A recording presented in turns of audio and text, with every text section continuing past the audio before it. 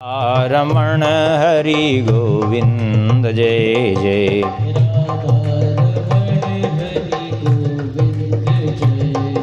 गोविंद जय जय गोपाल जय जय।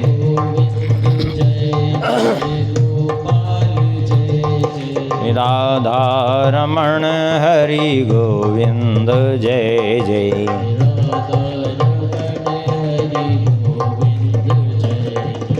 श्री राम जय जय रघुवीर जय जय।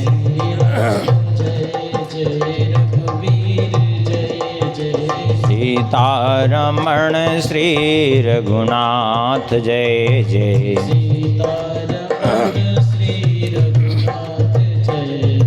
श्री राम जय जय रघुवीर जय जय।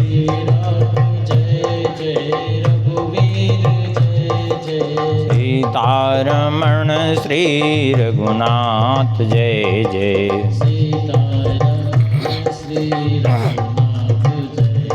श्री वृंदावन बिहारी लाल की।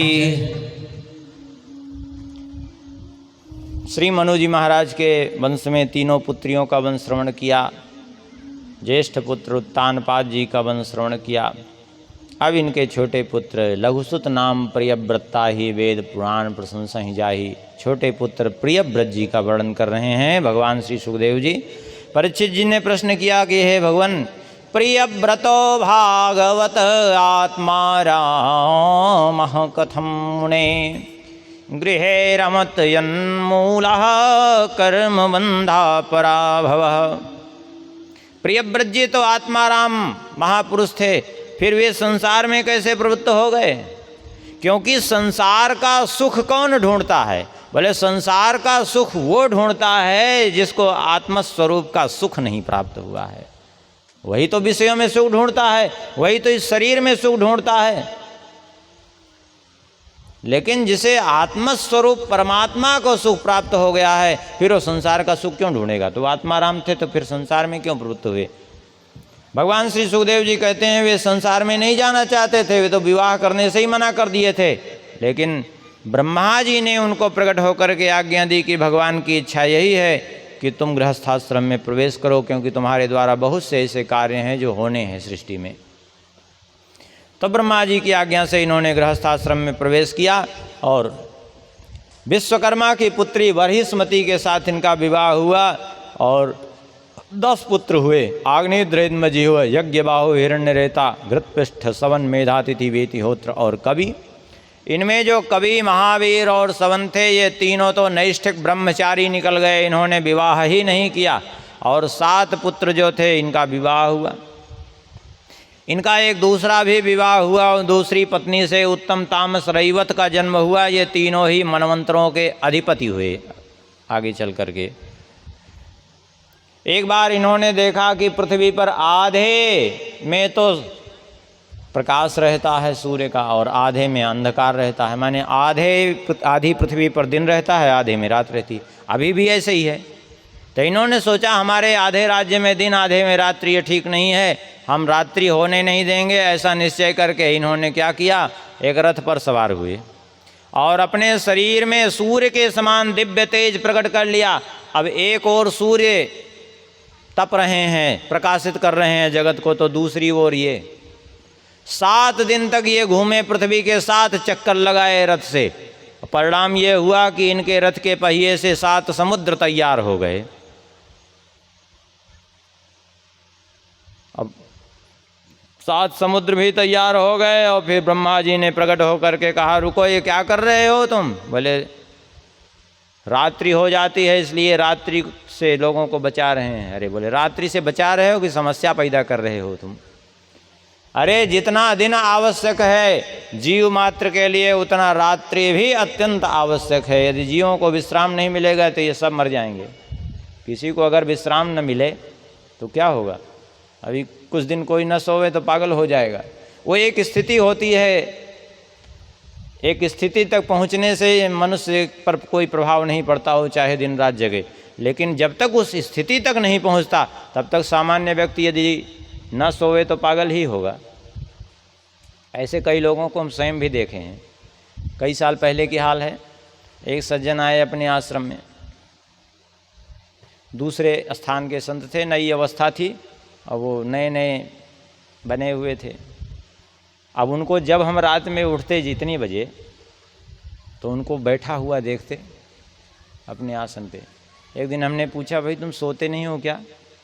बोले नहीं, हमने प्रतिज्ञा कर ली है कि सोएंगे ही नहीं। अरे हम कहे ऐसे तो मत करो भाई, ऐसे कर लोगे तो समस्या हो जाएगी। बोले नहीं, हमने तो निश्चय कर लिया, अब सोएंगे नहीं। अब फिर परिणाम ये हुआ कि फिर समस्या हो ही गई उनके लिए। अब उन जगने के कारण अधिक वो जो है मानसिक विकृति आई। और वो कार्तिक महीने में लीला चल रही थी, उस संयोग से परशुराम जी वाला धनुष मिल गया उनको, और धनुष बाण लेके फिर पूरी अयोध्या में घूमे वो। हाँ, फिर परिणाम ये हुआ कि ज़बरदस्ती उनको नींद की गोली खिलानी पड़ी और नींद की गोली खिला के उनको सुलाना पड़ा, तब जाके समस्या दूर हुई। तो सोना भी अत्यंत आवश्यक है, केवल जगने से काम नहीं बनेगा। ब्रह्मा जी के कहने से इन्होंने शांत कर दिया। 7 समुद्र तैयार हो गए थे और ये पृथ्वी 7 खंड में विभक्त हो गई, यही 7 द्वीप हो गए। अभी कहेंगे पृथ्वी जब ये समुद्र 7 तैयार हुए तो ये तो फिर सीधे सीधे पहिए के जैसा वो स्वरूप में सीधे सीधे होने चाहिए, टेढ़े मेढ़े क्यों हुए? टेढ़े मेढ़े तो बाद में हुए, सगर के पुत्रों ने किया। पहले तो सीधे ही सीधे थे ये गोलाकार में, लेकिन ये टेढ़े मेढ़े बाद में हो गए। सगर जी के पुत्रों ने खोद खोद करके पूरा नक्शा ही बदल डाला, पूरी पृथ्वी का ही नक्शा बदल दिया, पूरे समुद्र का नक्शा बदल दिया। तब इन्होंने पृथ्वी जो 7 खंड में विभक्त हो गई थी, अपने एक एक पुत्र को एक एक खंड समर्पित कर दिया इन्होंने। आग्नेय इद्म जीव यज्ञवाहु हिरण्यरेता घृतपृष्ठ और मेधातिथि और वीतिहोत्र, इनको एक एक द्वीप का अधिपति बना दिया। इसमें जो जिस क्षेत्र में हम लोग रहते हैं, इस क्षेत्र के अधिपति बने आग्नेयध्र जी। आग्नेयध्र जी जा करके मंदराचल की घाटी में तप कर रहे थे, तो ब्रह्मा जी ने विप्रचित्ति अप्सरा को भेजा, उसके साथ इनका विवाह हुआ विप्रचित्ति के साथ। और विवाह हुआ तो इनको 9 पुत्रों की प्राप्ति हुई उससे। ये 9 पुत्र हुए जो है, नाभि किमपुरुष हरिवर्ष इलाव्रत रम्यक हिरण्यमय कुरभद्रास्वर केतुमाल। इनका मेरु की 9 कन्याओं के साथ विवाह संपन्न हो गया। और इनमें जो राजा नाभि थे, इन्होंने भी क्या किया कि आग्नेयध्र जी ने अपने राज्य के 10 खंड किए। एक खंड जो इलाव्रत वर्ष था, उसमें तो केवल सुमेरु का पर्वतीय क्षेत्र आया, बाकी जो 10 के अलावा जो 9 खंड बचे, एक उसके अलावा जो 9 खंड बचे, 9 खंडों पर अपने 9 पुत्रों को इन्होंने स्थापित किया। उनमें जो जिस क्षेत्र में हम लोग रहते हैं, इस क्षेत्र के राजा कौन हुए? राजा नाभि। राजा नाभि के नाम से इस क्षेत्र का नाम पड़ा अजनाभ वर्ष। भारतवर्ष का पहले नाम था अजनाभ वर्ष, बाद में भरत जी के नाम से इसका नाम भारतवर्ष पड़ा, पहले इसका नाम अजनाभ वर्ष पड़ा था। राजा नाभि बड़े धर्मात्मा थे और ये यज्ञ कर रहे थे। इनकी एक विशेषता थी कि ब्राह्मणों के प्रति इनकी बड़ी निष्ठा थी, और ये यज्ञ में ब्राह्मणों की इन्होंने इतनी सेवा की कि प्रसन्न हो गए ब्राह्मण, और ब्राह्मण प्रसन्न हो गए तो भगवान प्रसन्न हो गए, प्रकट हो गए इनके पुत्रेष्ट यज्ञ में। और प्रकट होकर के भगवान ने दर्शन दिया। भगवान के दर्शन की भी एक स्थिति होती है, जब तक वो स्थिति नहीं है भगवान का दर्शन व्यक्ति सहन नहीं कर सकता, भगवान का तेज सहन नहीं कर पाता। और वही हुआ इनके सामने। भगवान का दर्शन होते ही ये मूर्छित हो गए, भगवान का तेज न सहन कर पाने के कारण। जब मूर्छित हो गए तो भगवान ने ब्राह्मणों से कहा कि क्या चाहिए आप लोगों को? तो ब्राह्मणों ने कहा कि चलते फिरते उठते बैठते सोते जागते किसी भी स्थिति में कोई आपका नाम ले, आप उसका कल्याण करें। भगवान ने कहा तथास्तु। और आपके यजमान को क्या चाहिए? राजा नाभि को।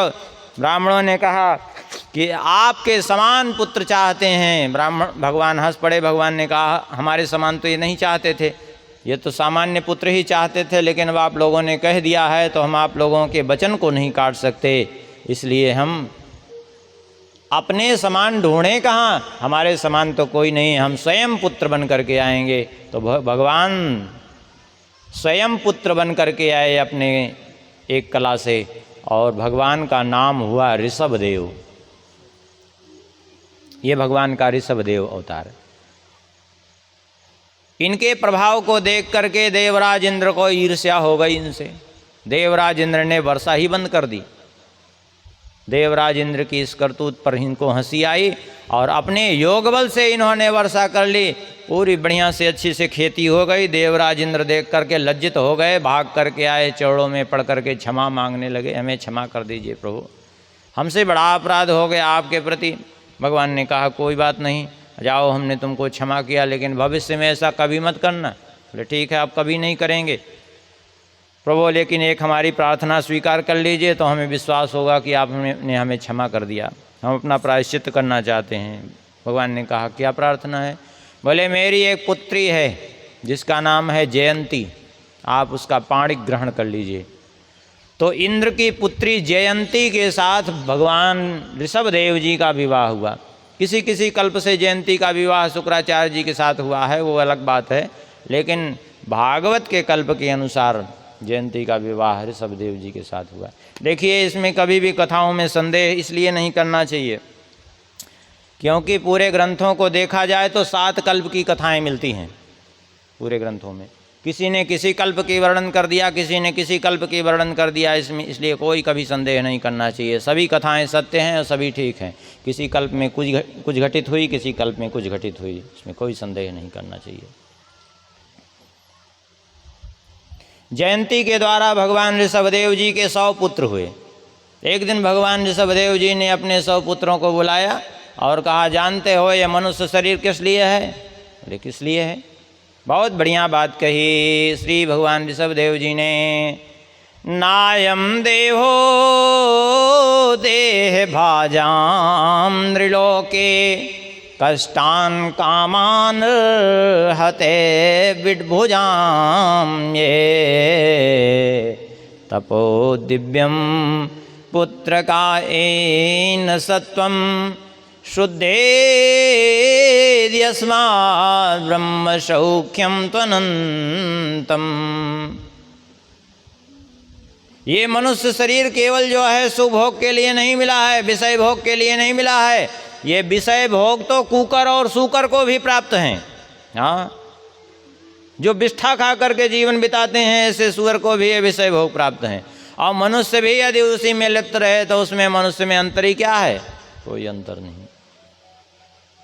तब फिर किस लिए मिला है यह शरीर? बोले तपो दिव्यम पुत्र कायेन सत्वम। ये दिव्य तप के लिए मिला है। हम कहेंगे तप और दिव्य तप ये दो क्या है? सबसे पहले समझें कि तप क्या है। तप की सीधी सीधी परिभाषा है कायक क्लेशो ही तपः। शरीर को कष्ट दे करके साधन करना, इसी का नाम है तप। तो फिर दिव्य तप क्या है? बोले दिव्य तप उसको कहते हैं, देखिए शरीर को कष्ट दे करके साधन तो किया गया लेकिन प्राप्ति हुई संसार की, तो यह है तप। लेकिन जो तप भगवान की प्राप्ति कराए और भगवान के परम धाम की प्राप्ति कराए वो है दिव्य तप। शुद्धेद यस्मात् ब्रह्म सौख्यम त्वनंतम, जिससे जीव पवित्र होकर के ब्रह्म सुख का भागी हो जाए उसी को दिव्य तप कहते हैं। भगवान ऋषभदेव जी कहते हैं देखो जीव अपनी इच्छा से स्वतंत्र है, 2 द्वार उसके सामने ही हैं। अपनी इच्छा से किसी भी द्वार में प्रवेश कर सकता है। अब वो उसके का अपना विषय है कि किस में प्रवेश करे। वो 2 द्वार हैं कौन? बोले 2 द्वार हैं, एक है मुक्ति का द्वार, एक है नरक का द्वार। मुक्ति का द्वार क्या है? बोले महत सेवाम द्वार माहुर्विमुक्ते स्तमो द्वारम योसिताम संगी संगम महांतस्ते समचित्ता प्रशांता विमन्यवा सुरदा साधव ये। महत सेवाम द्वार माहुर विमुक्ते, महत पुरुषों की सेवा ही मुक्ति का द्वार है। और तमोद्वारम योषिताम संगी संगम, और स्त्री लंपट पुरुष का संग ही नरक का द्वार है। यदि किसी को नरक जाना हो तो सबसे सरल तरीका है किसी स्त्री लंपट पुरुष का संग कर लीजिए। एक बात सुन लीजिए, स्त्री संग से ज़्यादा खतरनाक स्त्री लंपट पुरुष का संग होता है। क्यों? स्त्री संग में तो संकोच होता है, लेकिन स्त्री लंपट पुरुष रहेगा आपके पास तो दिन भर बैठ के उठ पटांग चर्चा करेगा। अब आपका भी दिमाग खराब होगा, स्वयं तो खराब होगा ही, उसका तो खराब ही है, आपको भी खराब कर देगा। इसलिए स्त्री लंपट पुरुष का संग दूर से ही परित्याग कर देना चाहिए। अब इधर तो नहीं कह सकते, अवधी भाषा में एक कहावत है, लोग गाँव में कहते हैं, राम करें भेंट न होए मेहरा से। मेहरा माने स्त्री लंपट पुरुष, भगवान करें इनसे कभी भेंट न होए, क्योंकि जितना ये घातक होते हैं इतना कोई घातक नहीं होता जीव मात्र के लिए। सबसे ज़्यादा घातक होते हैं स्त्री लंपट पुरुष। तब फिर प्रश्न खड़ा हुआ कि स्त्री लंपट पुरुष तो समझ में आ जाते हैं, जिनकी स्त्री के प्रति विशेष आसक्ति है, ऐसे जीव तो समझ में आ जाते हैं, लेकिन महान पुरुष कौन है जिनकी सेवा करने से मुक्ति का द्वार मिलेगा, उनको कैसे पहचाना जाए? तो बहुत बढ़िया बात कह रहे हैं। महान कौन है? बोले महान तस्ते समचित्ता प्रशांता विमन्यवा सुदा साधोए। के एव महानता, ए समचित्ता, ए प्रशांता, ए विमन्यवा, ए सुहृदा, ए साधवा ते एव महानता। जिनके हृदय में ये बात है, जो ये समचित्ता है, जो समदर्शी हों, विमन्यव अर्थात अभिमान शून्य हों, क्रोध शून्य हों, सुहृदा जीव मात्र के हितैषी हों, और साधवा सरल स्वभाव हों, वे ही, और जिनका मन शांत हो गया हो, ते एव महानता, वे ही महत् पुरुष हैं। ऐसे लोगों की सेवा ही मुक्ति का द्वार है। और क्या क्या क्या करे? भगवान कहते हैं मुक्ति के लिए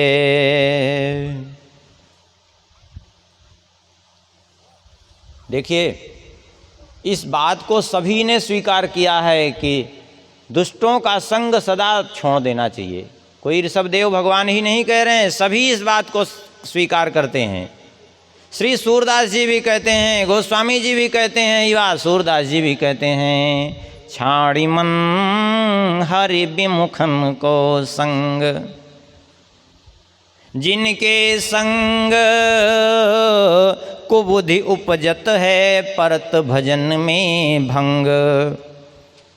छाड़ मन हरि विमुखन को संग। ये मत सोचो कि वो कभी सुधरेंगे, कभी नहीं सुधरते हैं दुष्ट लोग। क्यों? बोले कहा होत पै पान कराए, विष नहीं तजत भुजंग, कागहि कहा कपूर खवाए, स्वान नवाए गंग। खर को कहा अर्घ जालेपन, मरकट भूषण अंग, गज को कहा नवाए, सरिता बहुरी धरे मही छंग। पाहन पतित बांस नहीं बेधत, रीतो करत निसंग, सूरदास खलकारी कामर चढ़े न दूजो रंग। छाड़ी मन हरे विमुखन को संग। हाँ, इसलिए विमुखों का संग अवश्य परित्याग करे, नहीं तो फिर हो सकता है स्वयं के लिए ही बाधक बन जाए।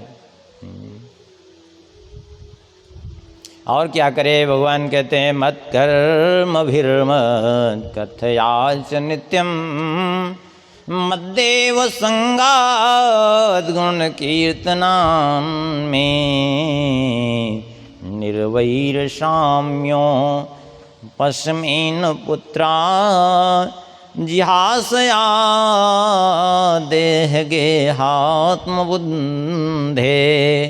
मेरे लिए सारे कर्म करे, मेरी कथा सुने, मेरे जनों का संग करे, मेरे गुणों का कीर्तन करे और समस्त जीव मात्र से निर्वैर हो जाए। यदि अपना कल्याण चाहता है और देह गेह से ऊपर उठ जाए। वह गुरु गुरु नहीं, वह पिता पिता नहीं, वह स्वजन स्वजन नहीं, वह माता माता नहीं, वह देवता देवता नहीं, वह पति पति नहीं, जो इस जन्म मृत्यु के चक्र से न छुड़ा दे। जो जन्म मृत्यु के चक्र से छुड़ाए वही अपना सबसे हितैषी है। भगवान कहते हैं ब्राह्मण से श्रेष्ठ मैं किसी को नहीं मानता, क्योंकि उसके द्वारा स्वयं भगवान की भी तृप्ति हो जाती है, इसलिए उसकी सेवा करने से भी कल्याण होता है। इस प्रकार से ऋषभदेव जी ने अपने 100 पुत्रों को उपदेश दिया और उपदेश ऐसा काम किया कि 100 पुत्रों में मात्र 10 पुत्रों ने जो है गृहस्थाश्रम में प्रवेश किया बस। और उनसे जो छोटे 9 हुए वे हुए 9 योगीश्वर, और उनसे छोटे 81 पुत्र हुए, तब करके उन्होंने ब्रह्मत्व को प्राप्त कर लिया। अंत में इन्होंने अपने पुत्र भरत जी को राजपद पर अभिषिक्त करके और वन में प्रस्थान किया। इनके पुत्र भरत जी राज करने लगे। 1 करोड़ वर्ष तक भरत जी ने राज किया है और अंत में इन्होंने अपने पुत्र सुमति को राजपद पर अभिषिक्त किया और जाकर के पुलाहाश्रम में गंडकी जी के तट पर तपस्या करने लगे। इन्हीं भरत जी के नाम से इस का नाम अजनाभ वर्ष से बदल करके भारत वर्ष पड़ गया। हाँ, भारतवर्ष। देखिए 3 भरत हुए और तीनों अपने आप में बड़े अद्भुत हुए, तीनों की कहीं जोड़ तुलना नहीं है। एक भरत ये हुए ऋषभदेव जी के पुत्र, ये भी भगवान की कला से उत्पन्न हुए थे। एक भरत हुए दुष्यंत पुत्र भरत, जो सिंह के दांत गिनते थे 5 साल की अवस्था में। हाँ, उनका नाम था सर्वदमन। 5 साल की अवस्था में बड़े बड़े राक्षसों को एक थप्पड़ मार करके धराशायी कर देते थे, इसलिए नाम पड़ गया था सर्वदमन। और एक भरत हुए श्री राम जी के भैया भरत। तीनों ही अपने आप में अद्भुत हुए।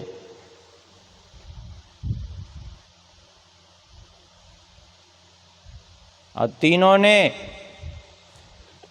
इन भरत जी ने ज्ञान योग का मार्ग प्रदर्शित कर दिया और उन्होंने दुष्यंत पुत्र भरत जी ने जीवों को कर्म योग का मार्ग दिखा दिया और श्री राम जी के भैया भरत जी ने भक्ति योग। तीनों ही अपने आप में अद्भुत हुए और इन तीनों के समान यही तीनों हैं, चौथा कोई नहीं। इन्होंने वहाँ जाकर के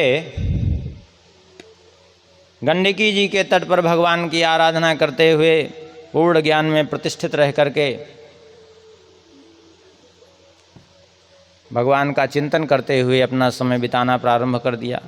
संयोग से एक दिन एक हिरनी आई जल पीने के लिए और वो जल पी रहे थे। उसी समय एक सिंह ने गर्जना की। सिंह की गर्जना सुन करके हिरनी भयभीत होकर के छलांग लगाई। उसने जैसे ही छलांग लगाई, उसका गर्भ, जो गर्भस्थ शिशु था, वो गर्भ गिर गया, जल में बहने लगा।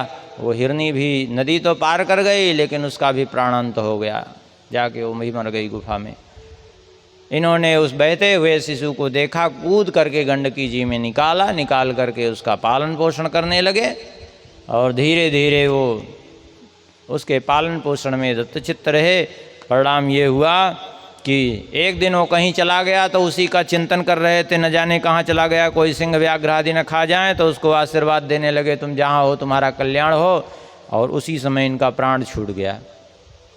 तो अंत में मृग का चिंतन करके प्राण छूटा, तो दूसरे जन्म में इनको मृग योनि प्राप्त हुई, क्योंकि अंतमति सा गति, वो सिद्धांत सबके लिए है। दूसरे जन्म में मृग योनि प्राप्त हुई। बड़ा पश्चाताप हुआ कि हमसे कैसे जो है दोष बना, आसक्ति कैसे हो गई हमारी। अपनी माता मृगी से भी दूर रहते और दूर रह करके जा करके जो है भगवान के चिंतन में डूबे रहते। एक दिन तो इन्होंने अपनी माता का साथ छोड़ा, साथ छोड़ करके जो है चले गए गंडकी जी के तट पर, अपना निवास करने लगे, अकेले समय व्यतीत करते रहे भगवान का चिंतन करते करते। एक दिन इनको ज्ञात हुआ कि अब हमारा समय पूरा हो गया, तो गंडकी जी के जल में प्रवेश किया और अपने देह का परित्याग कर दिया। और देह परित्याग करके दूसरे जन्म में वे ही फिर से जन्म लिए। एक आंगिरस गोत्रीय ब्राह्मण थे जो बड़े तपस्वी, समदम तप निष्ठा में बड़े वेद के विद्वान। उनके 2 पत्नियां थी, एक पत्नी के 9 पुत्र, एक पत्नी के 1 पुत्र और पुत्री जुड़वा हुए। वे उनमें जो पुत्र थे वे ही थे श्री भरत जी। पिता ने सभी पुत्रों की तरह इनका भी यज्ञोपवीत संस्कार आदि सब कुछ किया और इनको जो है गायत्री मंत्र की शिक्षा देते रहे। 4 महीना तक नहीं सुना पाए ये। क्यों? जानबूझ करके नहीं याद करते थे। पिताजी जो कहते ठीक विपरीत करने लगते उन्हीं के सामने। पिताजी कहते बेटा आचमन करो तो पूरा लोटा जल पी जाती है। ऐसी स्थिति। हारे वो पिता, पढ़ाई, अंत में हार गए पिताजी, परलोक सिधार गए। कुछ समय बाद अपना उनका जब समय पूरा हुआ, भाइयों ने इनको पढ़ाने का आग्रह छोड़ दिया। इतने सरल स्वभाव के भगवान के चिंतन में डूबे रहते कि कोई कुछ कह देता कि हमारा ये काम कर दो तो कर देते, कोई कह देता थोड़ा झाड़ू लगा दो तो झाड़ू लगाते। अब झाड़ू लगा रहे हैं तो शरीर का तो बोध रहता नहीं, भगवान में मन लगा हुआ है, तो उसके घर की झाड़ू लग जाती, दूसरे के घर की झाड़ू लग जाती, तीसरा भी घर साफ हो जाता, ऐसे ही पूरा गांव साफ हो जाता, क्योंकि शरीर में ध्यान रहता नहीं। इनके भाइयों ने कहा ये तो ऐसे ही करते हैं, इनको खेत में रखो। खेत में कर दिया इनको और वहीं भोजन पहुंचा देते। इनके भाई लोग वहीं मस्ती से भजन करते, चिंतन करते और उसी में डूबे रहते भगवान के चिंतन में। पशु पक्षी आके खा जाते खेत, कोई फर्क नहीं इनको, भगवान का ध्यान रहता है इनको, कोई चिंतन दूसरा कुछ हो नहीं पाता। ऐसी स्थिति। इनके भाई खूब बढ़िया बढ़िया खाते फिर भी दुबले पतले, और ये सूखी रोटी ले जाकर इनको दे देते तो भी खा पी के हृष्ट पुष्ट रहते। क्यों? क्योंकि भगवान के चिंतन में डूबे रहते थे, कोई चिंता ही नहीं रहती थी। जब कोई चिंता रहे तब तो समस्या हो, और कोई चिंता ही नहीं तो अभी सही बात यही है। चिंता इतनी खराब होती है कि अभी चिंता लगी हो आपको तो कोई बढ़िया बढ़िया रोज आपको पौष्टिक पदार्थ खिलावे फिर भी शरीर में नहीं लगेगा, और चिंता ना होना तो सूखी रोटी भी लगेगी आपको। एक बार एक पंडित जी थे, बड़े विद्वान थे पंडित जी। एक राजा ने उनको बुलाया, पंडित जी को, हमने सुना है आप बड़े विद्वान हैं और आप काव्य रचना में बड़े प्रवीण हैं, तो आप हमारे नाम से एक संस्कृत का काव्य लिखिए। आपके नाम से? बोले हाँ। बोले लिखिए, और इतना बड़ा काव्य लिखिए कि महाभारत का 5 गुना हो हमारा चरित्र। अब वो राजा पीछे पड़ गया। इन्होंने कहा ये असंभव है। बोले नहीं, कुछ नहीं असंभव, कुछ नहीं, तुम लिखो। इनके यहाँ पूरा बैलगाड़ी भर करके राजा ने कागज़ भेज दिया, सारी सामग्री भेज दी, और बोले सारी व्यवस्था तुम्हारी हम करते हैं। कुछ स्वर्ण मुद्राएं भेज दी और खूब काजू बादाम मेवा भेज दिए। बोले खूब खाओ और लिखो।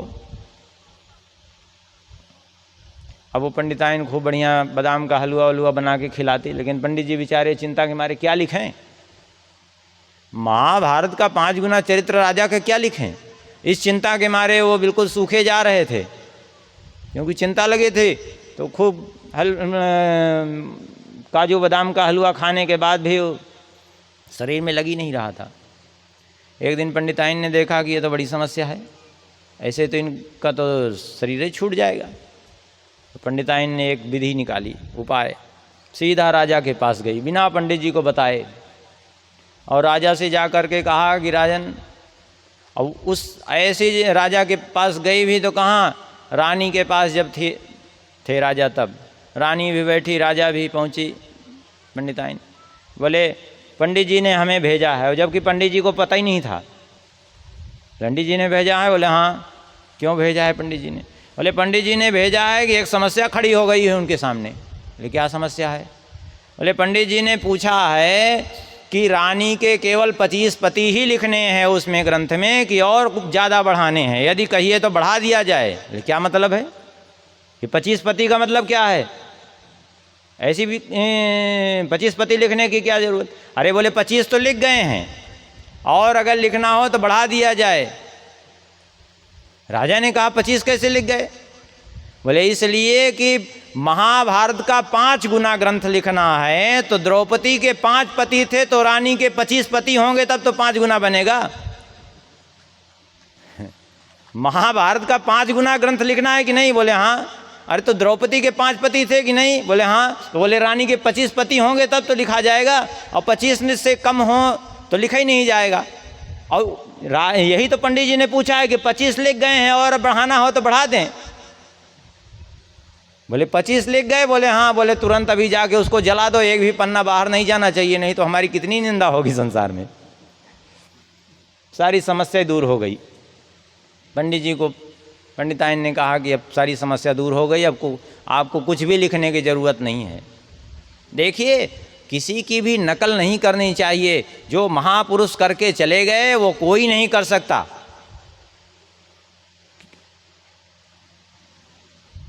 कोई चरित्र लिखा करके चरित्रवान नहीं बनता, अपने आचरण से व्यक्ति चरित्रवान बनता है। चरित्र लिखाने की चेष्टा मत करो, ऐसे आचरण प्रस्तुत कर दो कि दुनिया तुम्हारे चरित्र का बखान करने के लिए विवश हो जाए। आचरण करो। एक दिन की बात है, ये वहीं बैठे थे। संयोग से एक डाकुओं का सरदार, उसने एक व्यक्ति को पकड़ कर रखा था बलि देने के लिए। वो संयोग से भाग गया। सभी को अपने प्राण प्रिय होते हैं, भाग गया। और जब भाग गया तो वो ढूंढने के लिए निकले, वो तो मिला नहीं, यही मिल गए। इन्हीं को पकड़ लिया, भरत जी को ले गए। बोले चलो, चले गए। वहाँ जा कर के इन्होंने देखा कि बलि देने के लिए हमको ले आए, लेकिन फिर भी कोई चिंता नहीं, क्योंकि ऐसे उच्च कोटि के महापुरुष थे कि कोई हर्ष शोक स्पर्श ही नहीं कर पाता था। प्रसन्न मुद्रा में इनको स्नान कराया गया, भोजन कराया गया, सब कर लिए आराम से, कोई चिंता नहीं। जब बलि के लिए वे सब उद्यत हो गए तो भद्रकाली को बलि देना था। भद्रकाली के शरीर में दाह उत्पन्न हो गया इनके ब्रह्म तेज से, और भद्रकाली सहन नहीं कर पाई। उनका जो विग्रह था, मूर्ति थी, फट गई और भद्रकाली स्वयं प्रकट हो गई। बोलिए भद्रकाली मैया की। प्रकट होकर के सारे दुष्टों का संहार कर दिया, और सारे दुष्टों का संहार करके नृत्य करने लगी। कुछ देर नृत्य करती रही, उसके बाद इनसे कहा, पुत्र जाओ तुम निश्चिंत हो करके, इन सब ने तुम्हारा अपराध किया, सब नष्ट हो गए। तुम्हारे जैसे भक्त का कोई क्या बिगाड़ सकता है। भद्रकाली पुनः अपने स्वरूप में प्रतिष्ठित हो गई और ये वहाँ से चल दिए। प्राण जाने के लिए उद्यत थे तो भी कोई दुख नहीं था, और प्राण बच गए तो भी कोई हर्ष नहीं। चल पड़े उसी स्थिति में, और चलते चलते पहुँच गए इक्षुमती नदी के तट पर। सिंधु सौवीर देश के राजा रहुगण की सवारी रुकी हुई थी वहाँ, पालकी। उसी में एक कहार बीमार पड़ गया। कहारों ने कहा, एक कहार बीमार है, अब 3 कहार से पालकी तो चलेगी नहीं, बताइए क्या करें। रघुगण ने कहा, हमारा ही राज्य है, किसी को पकड़ लो, जोत लो कहार के रूप में, क्या समस्या है। ढूंढने के लिए निकले तो इन्हीं को पकड़ लिया। बोले चलो ढो पालकी। चाहते तो मना कर देते, लेकिन फिर भी पालकी इन्होंने उठा लिया। क्यों उठा लिया? बोले इसलिए, एक तो उठा लिया कि प्रारब्ध में हमारे पालकी उठाना लिखा है, तो इसको हमें स्वीकार करना है। दूसरी बात इसलिए उठा लिया कि भले ही रहुगण इनको नहीं जानता था तो क्या, ये तो सर्वज्ञ महापुरुष थे। इन्होंने रहुगण को देखा तो पहचान गए कि ये कोई और नहीं, ये वही पूर्व जन्म का मृग है। एक बार इसको कंधे पर चढ़ाया था तो मृग योनि से राजा बन गया, अब एक बार कंधे पर और चढ़ाएंगे, सीधा भगवान के धाम अब तो पहुंचा के छोड़ेंगे इसको। यही तो होती है महापुरुषों की कृपा। गृह्णन्ति ये सुकृतिनः परिपालयन्ति, जिसको एक बार स्वीकार कर लेते हैं महापुरुष, हर परिस्थिति में कैसे भी वो उसका कल्याण करके ही छोड़ते हैं। आखिर में इन्होंने उठा लिया, कंधे पर ले चले। लेकिन अब शास्त्र का एक नियम है, दृष्टिपूतम न्यसेत पादम वस्त्रपूतम पिबेत जलम।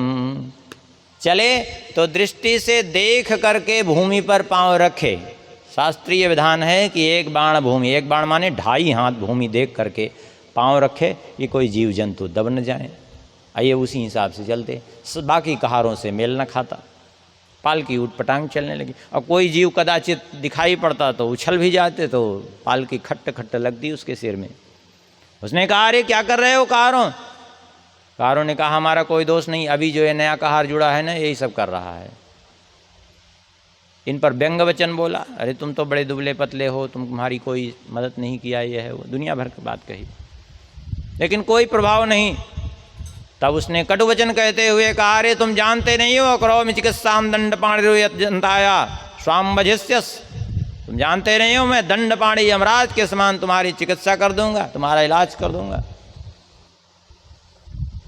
अभी तक किसी से बोलते नहीं थे, वहाँ तक यहाँ तक कि प्राण संकट उपस्थित हो गए थे तो भी नहीं बोले थे, लेकिन अब बोले हैं यहाँ। क्यों? इसका हमने कल्याण करने के संकल्प से उठाया, और ये हमारा अपमान करके पतन के मार्ग पर जाना चाहता है, इसलिए बचाने के लिए बोले। बहुत बढ़िया बात कही। तयोदितं व्यक्तम विप्रलब्धम भरतो समे स्याद् यदि वीरभारः गन्तुर्यदि स्यादधिगम्य मध्वा पीवेतिरासो न विदाम प्रवादः।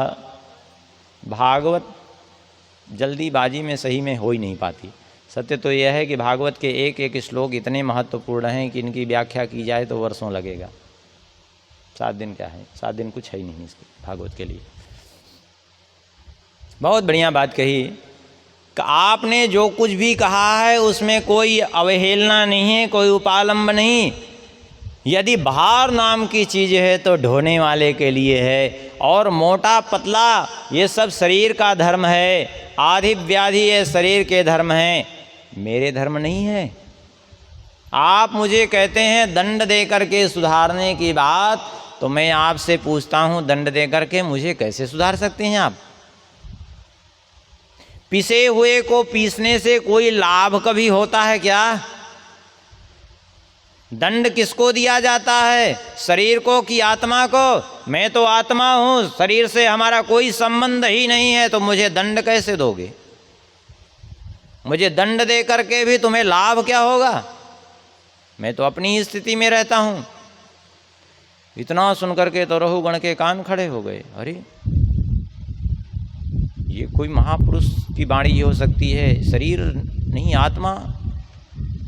अब तो झांक करके देखा, मैला कुचला यज्ञोपवीत ब्रह्म तेज से उद्भासित स्वरूप, कूल कूद परा पालकी से रहुगण चरणों में त्राहिमाम करके लेट गया। प्रभु क्षमा कर दीजिए, हमसे अपराध हो गया, और कृपा करके अपना परिचय दीजिए। कस्त्वं निगूढ़स्य रसे द्विजानां बिभर्षि सूत्रं कतमो अधूतः कस्यास्य कुत्रत्यैहापि कस्मात् क्षेमायनश्चेदसिनोत शुक्लः। आप कौन हैं? इस तरह से अवधूत वेश में कहाँ कौन है विचरण कर रहे हैं? आप जरूर ब्रह्मतेज से संपन्न कोई ब्राह्मण हैं।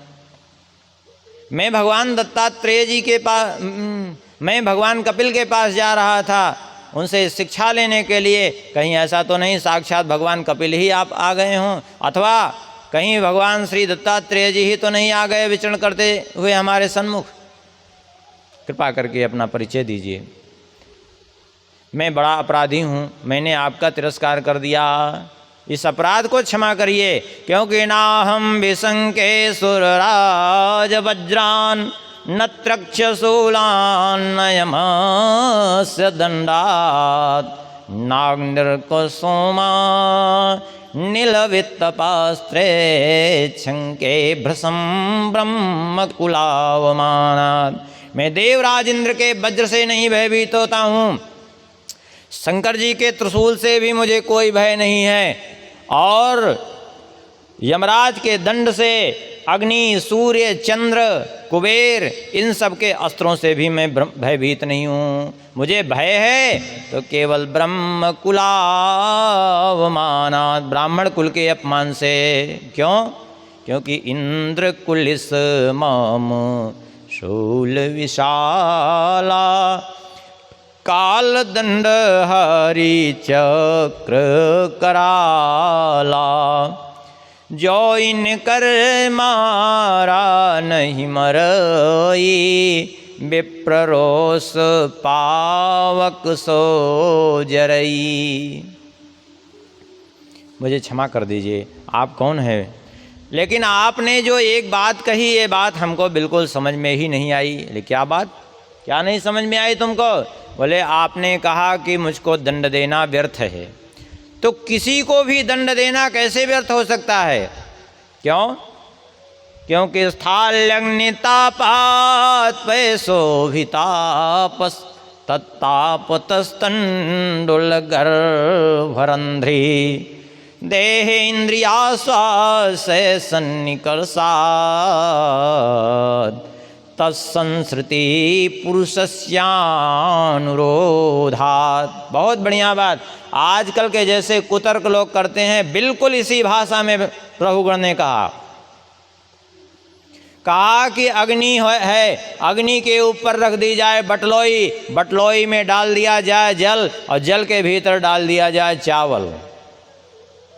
तो अग्नि का ताप कहाँ लगेगा? बटलोई पर। अब बटलोई के संसर्ग से जल गर्म हो जाएगा, और जल के भीतर है चावल, तो चावल भी पक जाएगा। यद्यपि चावल से सीधे अग्नि का संबंध नहीं है, लेकिन अग्नि का संबंध बटलोई से है, और बटलोई का संबंध जल से है, और जल का संबंध चावल से होने के कारण बटलोई पर आंच पड़ने से भी चावल पर प्रभाव पड़ रहा है, और चावल पक जाता है, भीतर तक पक जाता है कि नहीं? तब जब बटलोई के ऊपर ताप पड़ने से भीतर भरा हुआ चावल पक सकता है, तो शरीर के ऊपर कष्ट होने से शरीर के भीतर विद्यमान आत्मा में क्यों कष्ट नहीं होगा? है कुतर्क कि नहीं? बिल्कुल ठीक इसी प्रकार से कुतर्क की। आखिर शरीर के भीतर ही आत्मा है, तो क्यों कष्ट नहीं होगा आत्मा को?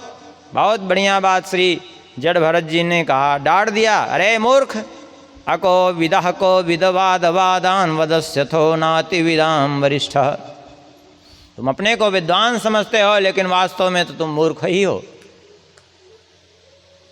क्यों? इसलिए तुम मूर्ख हो क्योंकि तुम जितनी चीज़ें गिना रहे हो, वास्तव में ये पार्थिव वस्तुएं हैं कि नहीं? पार्थिव माने पृथ्वी से उत्पन्न। जिस लकड़ी में अग्नि प्रज्वलित हो रही है, वो कहाँ से आई? पृथ्वी से। और जो बटलोई उसके ऊपर रखी है, वो धातु कहाँ से आई? पृथ्वी से। और उसके भीतर जो जल है वो कहाँ से आया? पृथ्वी से। उसके भीतर जो चावल है वो कहाँ से आया? पृथ्वी से। तो पृथ्वी की ही वस्तुएं हैं, एक दूसरे को प्रभावित कर रही हैं, तो इसमें आश्चर्य क्या है?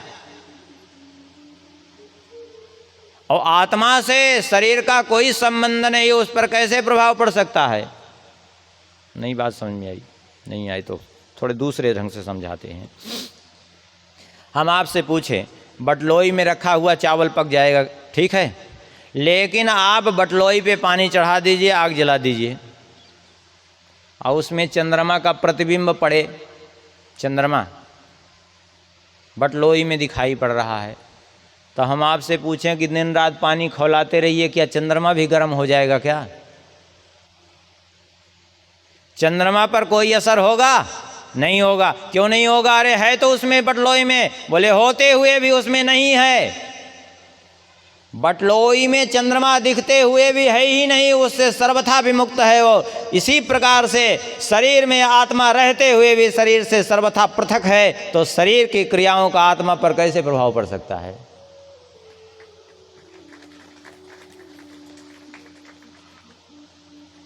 बात समझ में आई? बोले बिल्कुल समझ में आ गई। अब एक बात और बता दीजिए कि ये स्थिति कैसे प्राप्त होगी जो आपको प्राप्त हुई? कौन सी तपस्या, कौन सा साधन करना है? बहुत बढ़िया बात कही। रहु गणे तत्तपसा नयाति न चेजया निर्वपणा ग्रहाद्वा न छंदसा नैव जलाग्नि सूर्ये बिना महत्पाद रजोभिषेकम। ये स्थिति न तपस्या से, न जल अग्नि सूर्य की आराधना करने से, न तो पंचाग्नि तपने से, न जल में ठंडी में डूब करके तपस्या करने से, न बरसात में भीग करके तपस्या करने से होगी। फिर कैसे होगी? भले बिना महत्पाद रजोभिषेकम, जब तक महत पुरुषों की चरण रज में स्नान नहीं करेंगे तब तक यह स्थिति आने वाली नहीं है। कुछ भी कर लो, एकमात्र उपाय है जीवन मुक्त होने के लिए, और वो है महापुरुष की चरण रज में स्नान करना।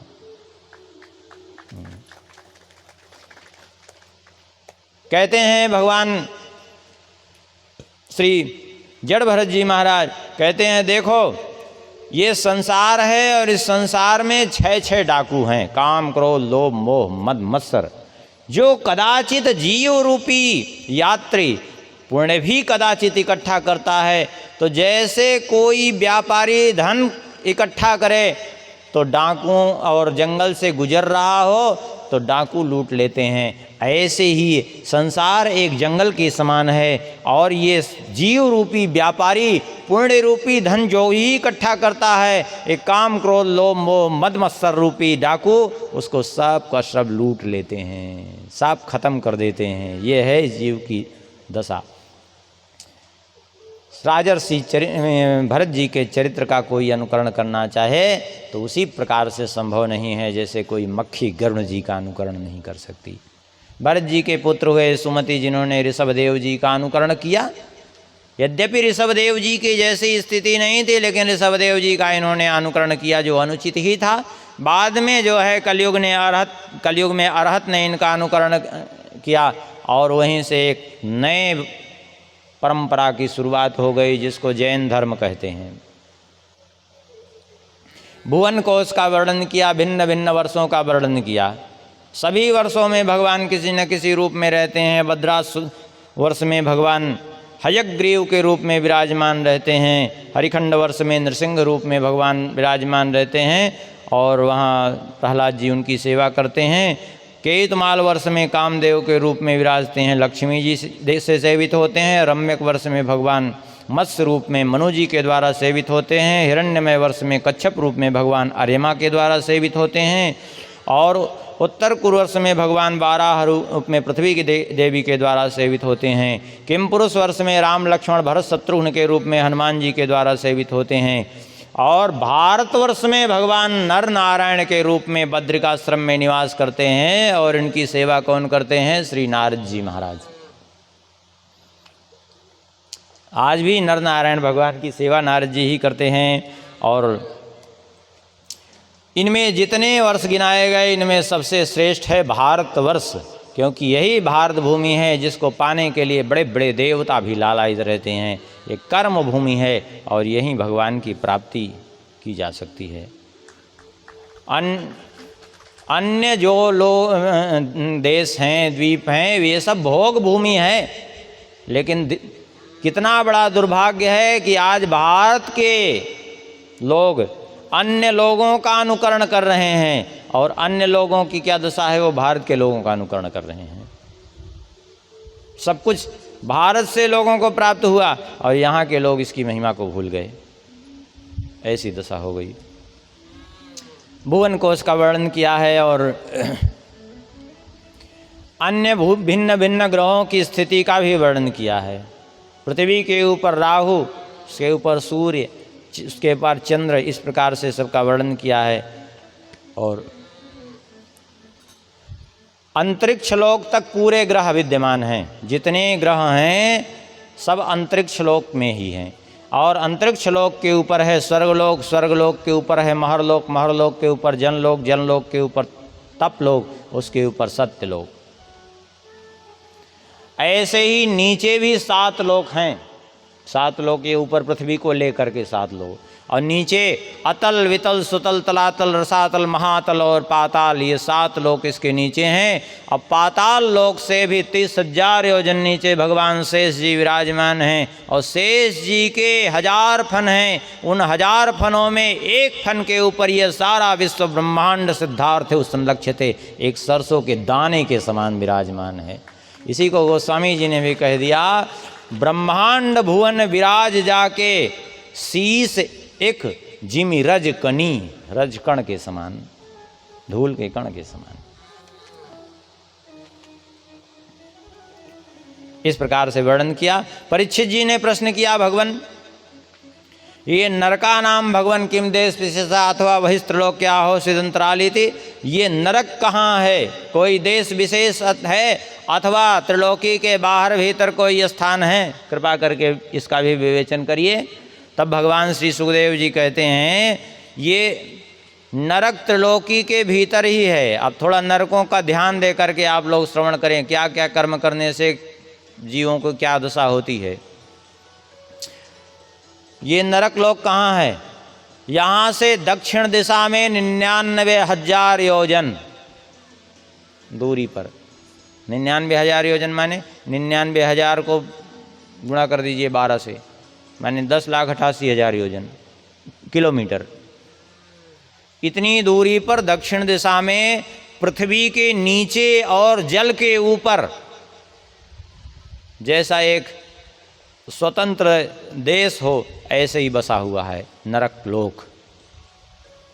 इसी को नरक कहते हैं, इसी को यमपुरी कहते हैं, इसी को संयमनी कहते हैं, जो कुछ भी कह दीजिए, बहुत नाम है इसके। यहाँ जो है 28 मुख्य नरक हैं।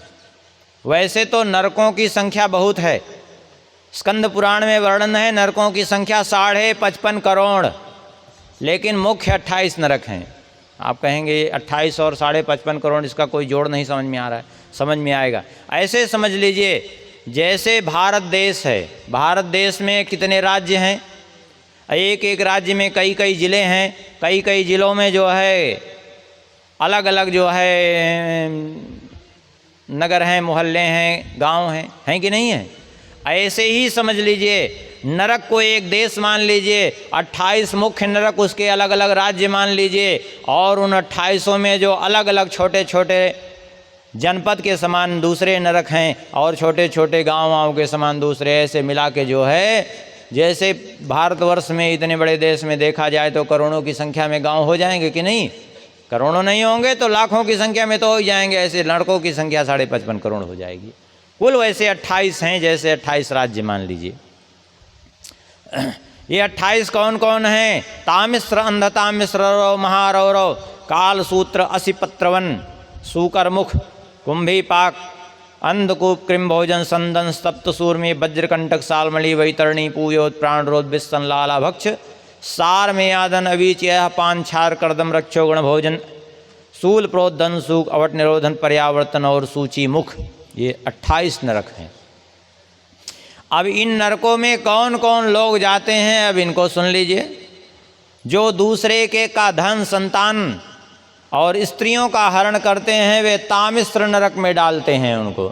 तामिश्र इसका नाम क्यों है? बोले तामिश्र माने तम माने अंधकार, अंधकार से भरा हुआ ये नरक है, इसमें डाल करके उसको पिटाई करते हैं यमदूत डंडे से,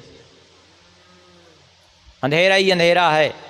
ऐसे ही अंधतामिश्र नाम का नरक है। अंधतामिश्र नाम के नरक में उन लोगों को डाला जाता है जो किसी पुरुष को धोखा दे करके उसकी स्त्री का उपभोग करता है, उसको अंधतामिश्र में। अंधतामिश्र और तामिश्र दोनों नरकों में भेद क्या है? नरक एक जैसा है, अंतर केवल इतना ही है कि अंधतामिश्र में उसकी आंखें फोड़ दी जाती हैं, इसलिए इसका नाम अंधतामिश्र है।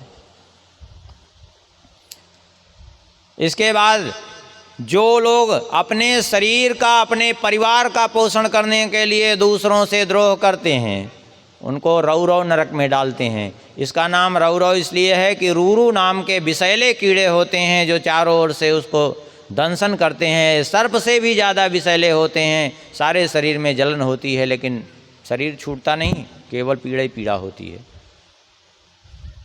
क्यों शरीर नहीं छूटता? क्योंकि वायवीय देह रहता है।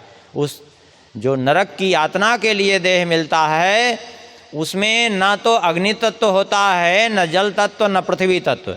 ये केवल वायु और आकाश तत्व ही उसमें विद्यमान रहता है, बाकी कोई तत्व नहीं होता उसमें। इसलिए उसको पीड़ा तो हो सकती है लेकिन वो शरीर जब तक प्रारब्ध क्षय न हो छूट नहीं सकता। ये विचित्रता होती है उसमें, तो पीड़ा ही पीड़ा होती है। तो रौरव नरक में उसको डाला जाता है। तो जो अपने परिवार का पोषण करने के लिए दूसरे से द्रोह करता है उसको रौरव में डालते हैं, और जो अपने परिवार की भी चिंता न करके केवल अपना पोषण करने में लगा है उसको महारौरव नरक में डालते हैं। ये महारौरव नरक में जो है और भी ज़्यादा भयंकर है।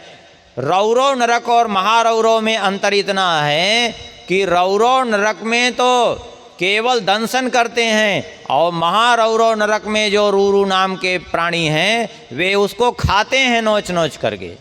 ये विचित्रता है। जो अपना पेट पालने के लिए दूसरे पशु पक्षियों को मारते हैं उनको कुंभीपाक नरक में डालते हैं। इसका नाम कुंभीपाक इसलिए है कि इस नरक का आकार घड़े जैसा है।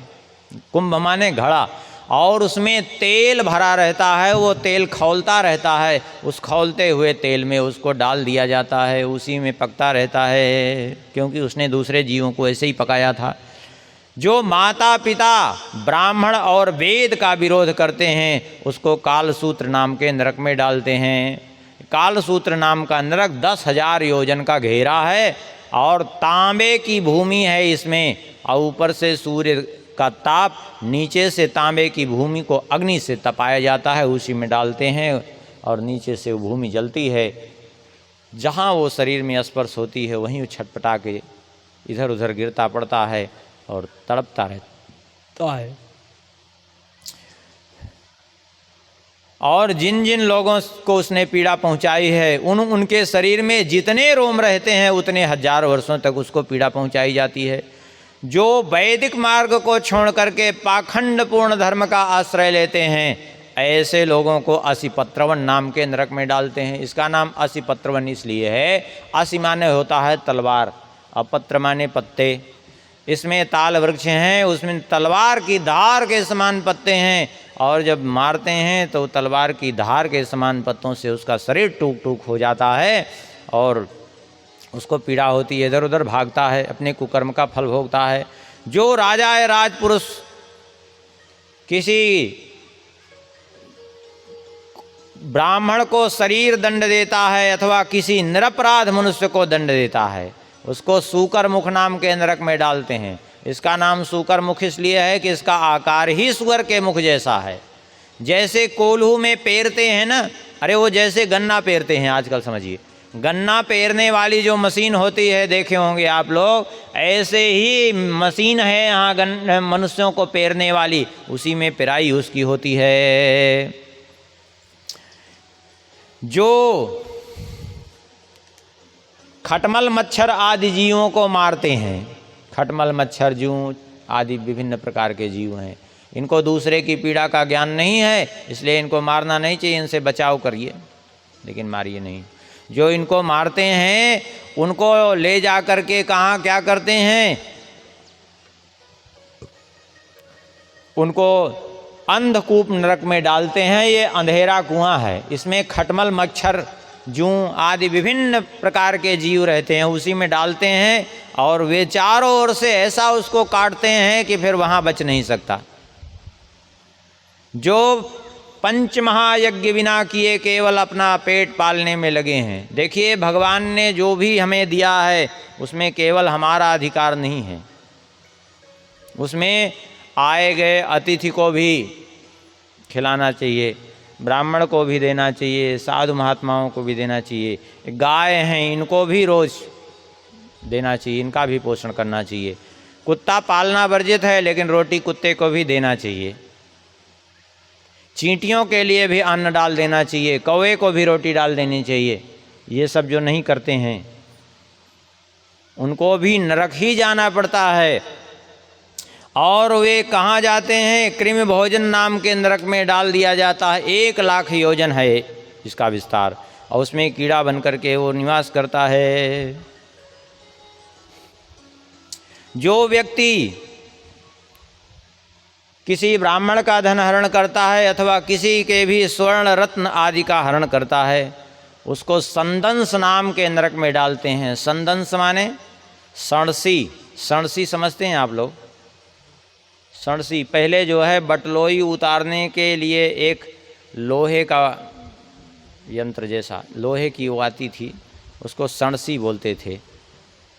ऐसे समझ लीजिए आजकल की भाषा में। प्लास जानते हैं आप लोग ना, प्लास, वो जो बिजली के मिस्त्री लोग अपना काम करते हैं जिससे, हाँ, सणसी भी जानते हैं, तो बस वही सणसी से ही प्लास समझ लीजिए। उससे उस गरम करके उसकी खाल को नोचते हैं, यही किया जाता है यहाँ। जो दूसरे का रत्न धन हरण करते हैं, संपत्ति का हरण करते हैं, उसकी खाल को ही हरण करते हैं वहाँ। जो किसी अगम्या स्त्री के साथ गमन करता है, अथवा कोई स्त्री ऐसे जो व्यभिचार में प्रवृत्त रहती है उसको, अथवा कोई स्त्री जो पर पुरुष के साथ व्यभिचार करती है, अथवा पुरुष पर स्त्री के साथ व्यभिचार करते हैं, इन सबको कहाँ ले जाते हैं? इन सबको ले जाते हैं तप्त सूर्मी नाम के नरक में। सूर्मी माने होता है मूर्ति। यहाँ बहुत सी स्त्री पुरुषों की मूर्तियाँ हैं। श्री राम जय राम, जय जय राम, सीताराम जय सीताराम। हो गया, चिंता कम करिए। श्री सीताराम चंद्र भगवान की। तप्त सूर्मी नाम के नरक में डालते हैं, और वो तप्त सूर्मी नरक में मूर्तियाँ जो हैं तो वो अग्नि से तपाई रहती हैं मूर्तियाँ, और पुरुष को स्त्री की, स्त्री को पुरुष की मूर्ति से आलिंगन कराते हैं। और कहते हैं जो श्रेष्ठ कुल में, हाँ, जो पशुओं के साथ व्यभिचार करते हैं उनको वज्रकंटक सालमली नाम के नरक में डालते हैं। वज्रकंटक सालमली इसका नाम क्यों है? सालमली माने होता है सेमर। इसमें एक बहुत से सेमर के पेड़ हैं इस नरक में। वो सेमर के पेड़ में वज्र के जैसे नुकीले कांटे होते हैं, और उसमें पैर में रस्सी बांध करके और ऊपर पेड़ से खींचते हैं यमदूत, तो वो खिंचता हुआ उसी कांटों से होकर के जाता है, सारा शरीर उसका छिल जाता है, और फिर उसको छोड़ते हैं, नीचे गिरता है, फिर ऊपर खींचते हैं। ये उसकी प्रक्रिया होती है। जो श्रेष्ठ कुल में जन्म लेकर के धर्म मर्यादा का उच्छेदन करते हैं उसको वैतरणी नाम की नदी में डालते हैं। ये मलमूत्र, रक्त, केश, मांस, मज्जा आदि से भरी हुई खाई है, अत्यंत घृणित है, उसमें डाल देते हैं, उसी में वो दुर्गति को भोगता रहता है।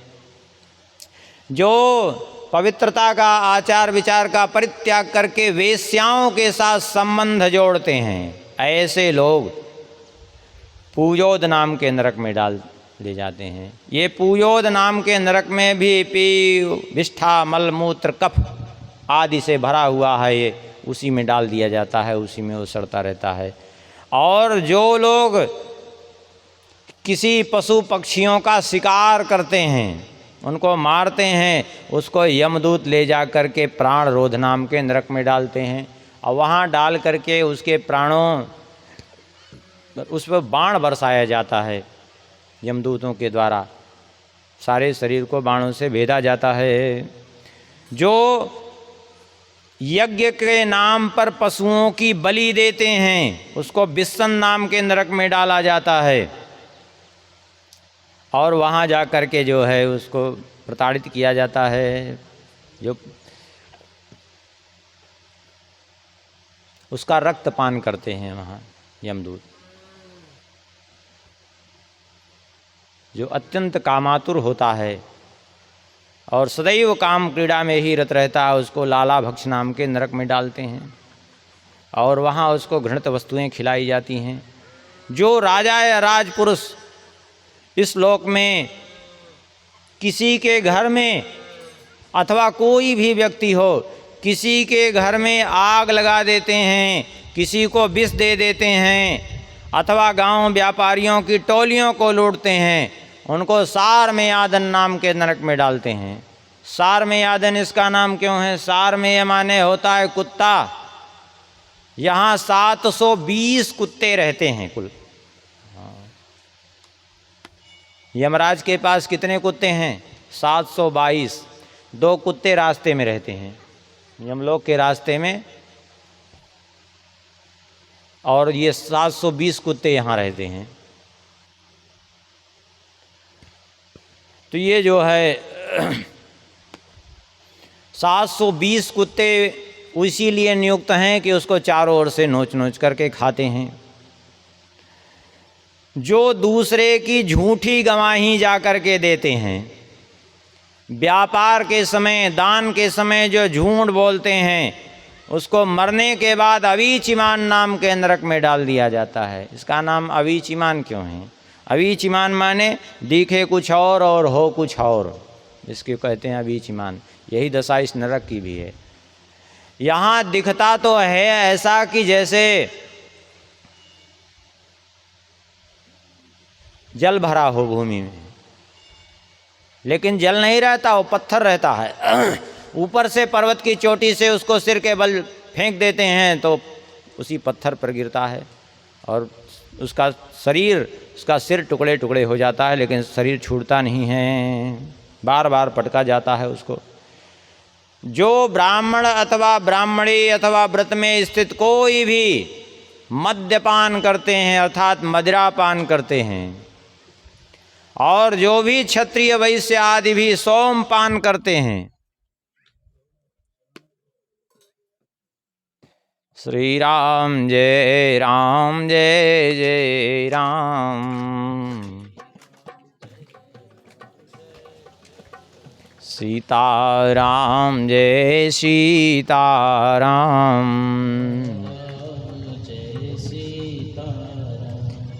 ऐसे लोगों को जो मद्यपान और क्षत्रिय वैश्य जो सोमपान करते हैं, उनको क्या करते हैं? अयहपान नाम के नरक में डालते हैं। इसका नाम अयहपान क्यों है? अय माने लोहा, यहाँ खौलता हुआ लोहा रहता है और उसी खौलते हुए उबलते हुए लोहे को पिलाया जाता है।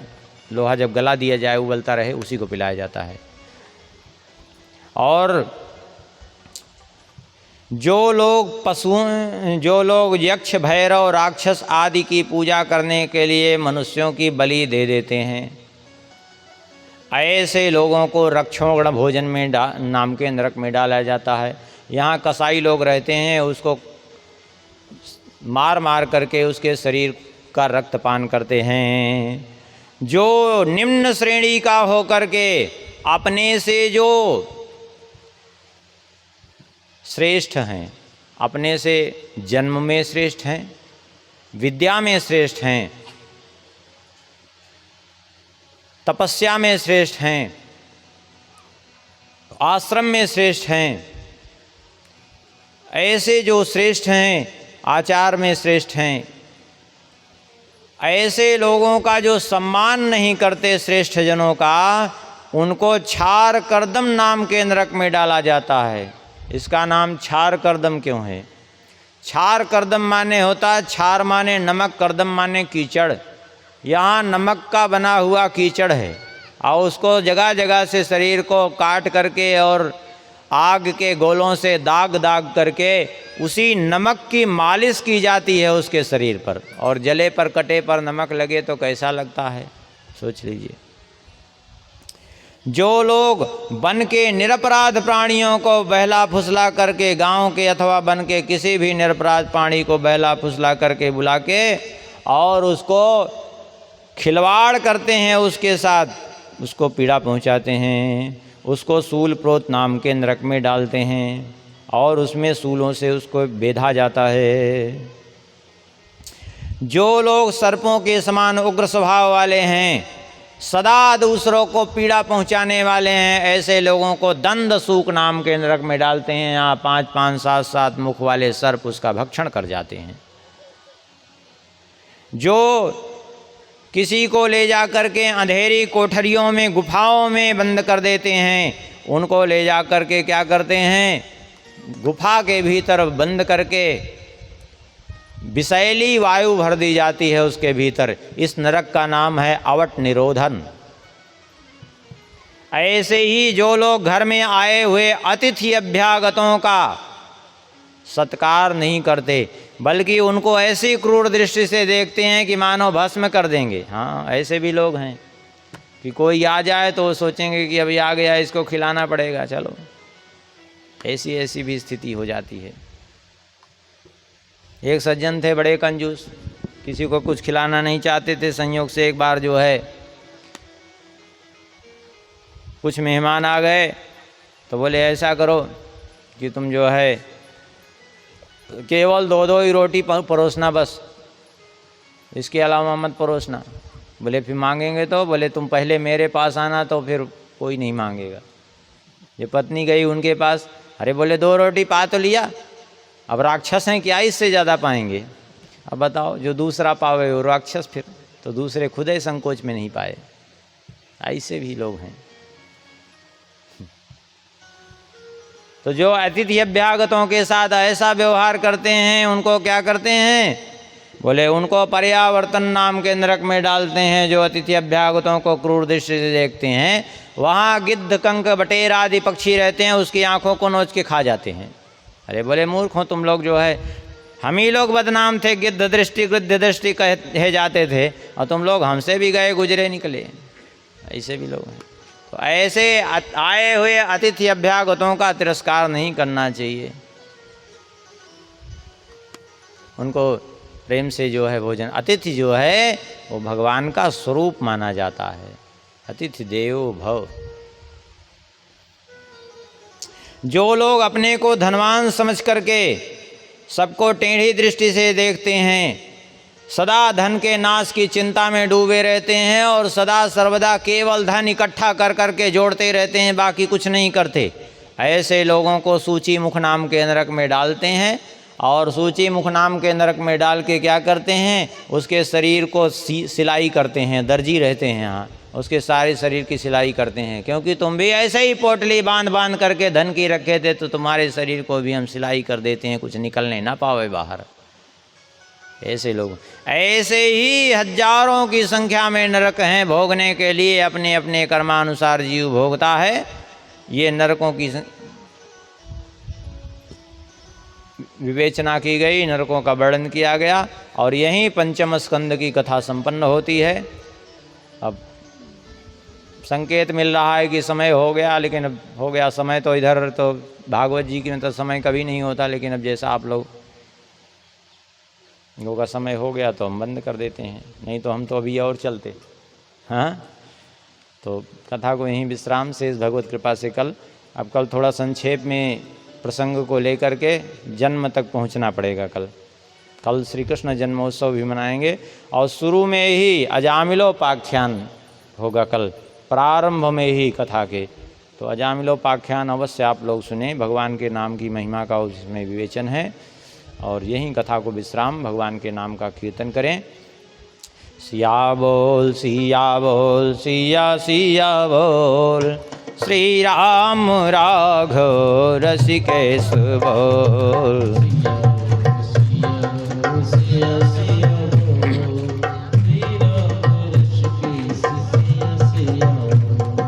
सिया बोल सिया बोल सिया सिया बोल, श्री राम राघव रसिकेश बोल।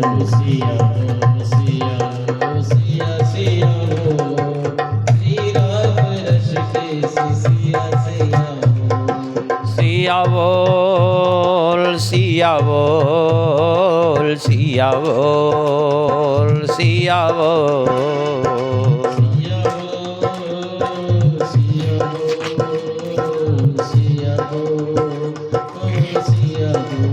सिया बोल सिया बोल सिया बोल